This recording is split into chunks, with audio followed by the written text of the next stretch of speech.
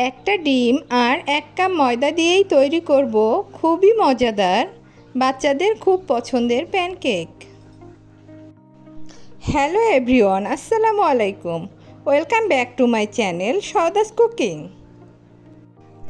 সকালের ঝটপট নাস্তা অথবা বাচ্চাদের টিফিনের জন্য মাত্র 15 মিনিট সময় হাতে থাকলেই কিন্তু আপনারা তৈরি করতে পারবেন এই প্যানকেকগুলো।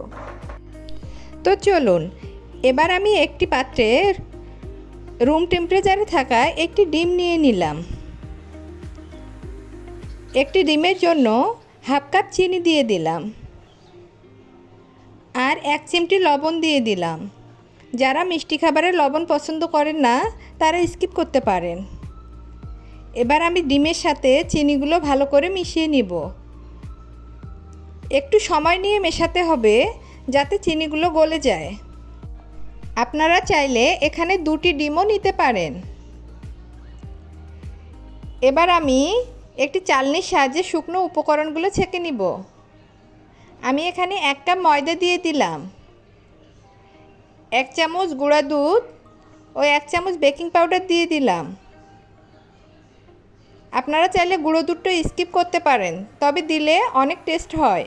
এখন শুকনো উপকরণগুলো সেঁকে নেওয়ার পর আমি তাতে দিয়ে দিলাম ভ্যানিলা এসেন্স ও 1 টেবিল চামচ রেগুলার রান্নার তেল। আমি এখন 1 কাপ লিকুইড দুধ দিয়ে এই ব্যাটারটা তৈরি করে নিব।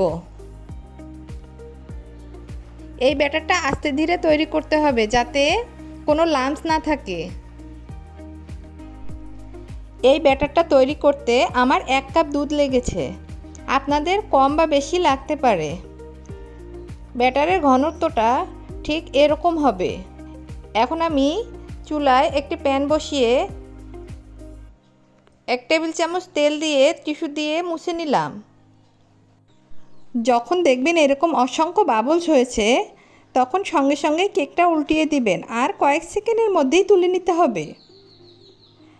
আমি আপনাদের বোঝার সুবিধার্থে আরও একটি প্যানকেক তৈরি করে দেখালাম। আমি একটি মেজারমেন্ট কাপ দিয়ে দিচ্ছি যাতে সবগুলো প্যানকেক একই সাইজের হয়।